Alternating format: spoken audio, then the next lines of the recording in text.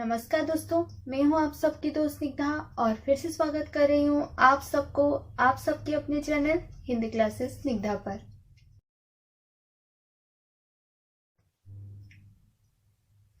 दोस्तों, हमारे पिछले वाली जो वीडियो थी उसमें हम चर्चा कर रहे थे हमारे एनटीए नेट यानी कि हमारे यूजीसी नेट की इकाई 6 यानी कि उपन्यास विभाग की एक उपन्यास जिसका नाम है आपका बंटी, जो कि मनु भंडारी जी की रचित प्रथम मौलिक उपन्यास माना जाता है। यानी कि मनु भंडारी जी की प्रथम मौलिक उपन्यास है आपका बंटी, जो कि मौलिक ढंग से उन्होंने रचा था। और इसका प्रकाशन जो प्रथम प्रकाशन हुआ था 1971 में हुआ था और ये एक बाल मनोवैज्ञानिक उपन्यास है जिसका पात्र परिचय तो हम ऑलरेडी कर चुके हैं। आज मैं आपको इसके जो कथानक यानी कि इसके सारांश बताऊंगी, जिससे आपको पता चलेगा क्यों इसे बाल मनोवैज्ञानिक उपन्यास के रूप से हम जानते हैं। तो देर किस बात की दोस्तों, चलिए आज की आलोचना शुरू करते हैं।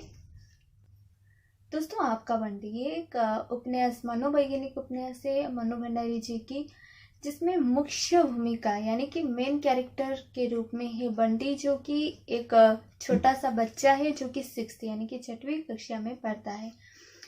और उसका ही जो मनोवैज्ञानिक घटनाएं हैं यानी कि उसका ही जो मनोभाव है, उसके माता पिता के होते हुए भी, उच्च शिक्षित माता पिता के होते हुए भी वो किस तरह से अनाथ के जैसे जीवन व्यतीत करता है, उसकी जो मनोदशा है वो क्या है, इस उपन्यास में सुंदर भाव में लेखिका ने रचित किया है। तो कथानक कुछ इस तरह से है दोस्तों। बंटी की माता यानी कि शकुन, ये तो हम पढ़ चुके हैं पिछले वाले वीडियो में पात्र परिचय में। तो शकुन जो है वो एक कॉलेज की प्रिंसिपल है।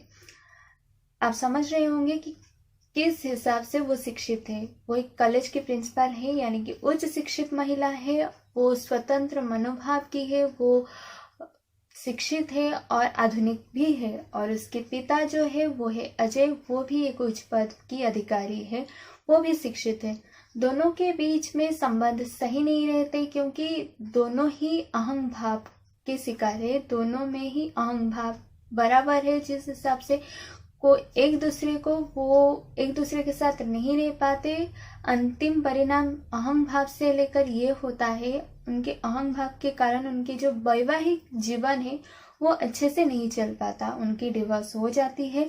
और ये बात का प्रभाव बंटी के ऊपर बहुत ही ज्यादा पड़ता है क्योंकि वो एक बच्चा है और उसके माता पिता अलग हो चुके हैं और उसके पिता उनसे दूर रहते हैं, वो माँ के पास ही रहता है। उसका एक पड़ोसी होता है टीटू, जो कि गौण कैरेक्टर यानी कि गौण भूमिका में इस कहानी का हिस्सेदार है, जिसके जरिए में बंटी को ये पता चल जाता है कि उसकी माँ बाप और एक साथ नहीं रह सकते, यानी कि दोनों के बीच में तलाक हो चुकी है, कानूनन दोनों एक दूसरे से अलग हो चुके हैं। तो वो अब अपने माँ बाप दोनों के साथ एक छत के नीचे नहीं रह सकता। और उसे ये भी पता चल जाता है कि वकील चाचा, जो कि शकुन और अजय दोनों के वकील है, वही संदेश का लेन देन करते हैं। शकुन का संदेश जो होता है वो अजय के पास और अजय का जो संदेश होता है वो लेकर शकुन के पास पहुंच जाते हैं। उसे ये भी पता चल जाता है, वो टूट जाता है क्योंकि कोई भी बच्चा नहीं चाहेगा कि उसके माँ बाप अलग अलग रहे और उसे अपने माँ बाप दोनों में से किसी एक को चुनना पड़े। तो बंटी भी एक 6वीं कक्षा में पढ़ने वाला एक छोटा सा बच्चा भी है, उसका भी मनोभाव वही है। तो जब ये होता है तो वो टूट जाता है। तो फिर क्या होता है, कहानी में ट्विस्ट तब आता है दोस्तों, जब अजय यानी कि बंटी के पापा जो है वो दूसरी शादी कर लेते हैं मीरा नाम की एक महिला के साथ। मीरा वो भी गौण कैरेक्टर यानी कि गौण भूमिका में वो भी कहानी का हिस्सेदार है। तो मीरा के साथ अजय दूसरी शादी कर लेते हैं और वो विवाह बंधन में बंध जाते हैं और अपने जीवन में वो आगे बढ़ जाते हैं, यानी कि मूव ऑन कर लेते हैं।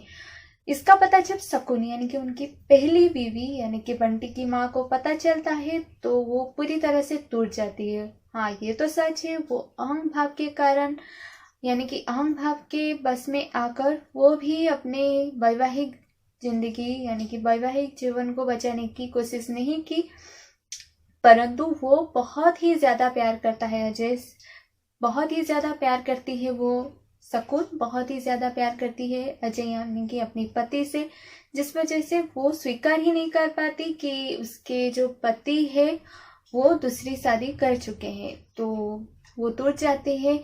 कुछ दिनों के बाद उसे एहसास होती है कि अब अजय से कुछ उम्मीद करना ही बेकार है। तो बहुत सोचने के बाद वो उससे भी अकेलेपन काटने लगता है और वो डॉक्टर जोशी के साथ शादी के बंधन में बन जाती है। डॉक्टर जोशी जो कि एक अच्छे चिकित्सक है, एक अच्छे इंसान है, जिनके पास अहंभाव बिल्कुल नहीं होता, और वो एक अच्छे प्रेमी भी है क्योंकि वो शकुन को बहुत ही पहले से चाहते थे। और परिणाम ये हुआ कि डॉक्टर जोशी के साथ शकुन विवाह बंधन में बन जाती है। डॉक्टर जोशी वो भी गौण कैरेक्टर के रूप में यानी कि गौण भूमिका में इस कहानी का हिस्सेदार है। जब शादी हो जाती है तब क्या होता है, बंटी को शकुन के साथ डॉक्टर जोशी के घर में रहना पड़ता है और वो कभी भी डॉक्टर जोशी को अपने पिता के रूप में नहीं देखता, यानी कि अजय का जो स्थान है वो डॉक्टर जोशी को देना ही नहीं चाहता। उसके हाव भाव में परिवर्तन धीरे धीरे देखने को मिलते हैं।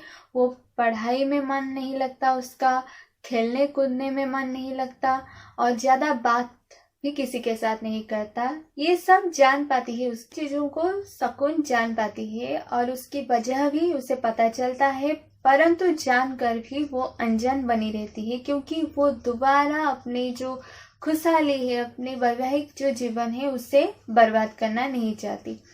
तो क्या होता है, अनजान ये होता है कि बंटी को अपने पिता के घर में छोड़ दिया जाता है, यानी कि अजय के घर में, और वहां जाकर भी इसके व्यवहार में कोई परिवर्तन इसीलिए नहीं हो पाता क्योंकि बंटी का जो मन है अपने माँ बाप दोनों को एक साथ में ही रखने का है, यानी कि दोनों के साथ एक छत के नीचे वो रहना चाहता है।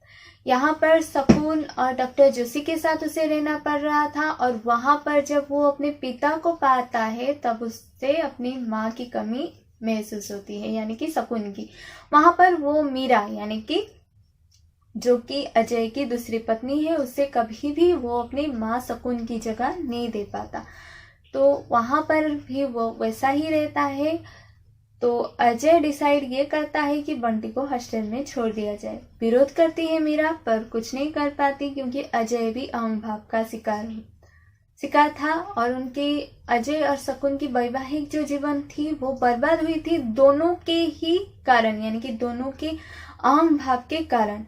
तो मीरा की बात नहीं सुनता है अजय और बंटी को हॉस्टल में छोड़ने की तैयारी करता है और बंटी भी राजी हो जाता है क्योंकि उससे लगता है जब वो हॉस्टल जाएगा तब उसके पापा जो है यानी कि अजय उसे प्यार करेंगे और उससे प्यार से कुछ बातें तो जरूर करेंगे, पर वो तब टूट जाता है पूरी तरह से। उसके आंखों में तब जोर से आंसू आ जाते हैं और उसके दिल पूरी तरह से टूट जाता है जब वो अपने नए सामान के साथ नए जगह में रहने तो चला जाता है, पर वो जो सोचा था यानी कि अपने पिता का जो प्यार उसे मिलने वाला था वो नहीं मिलता, यानी कि अजय उसे अच्छे से बात नहीं करते।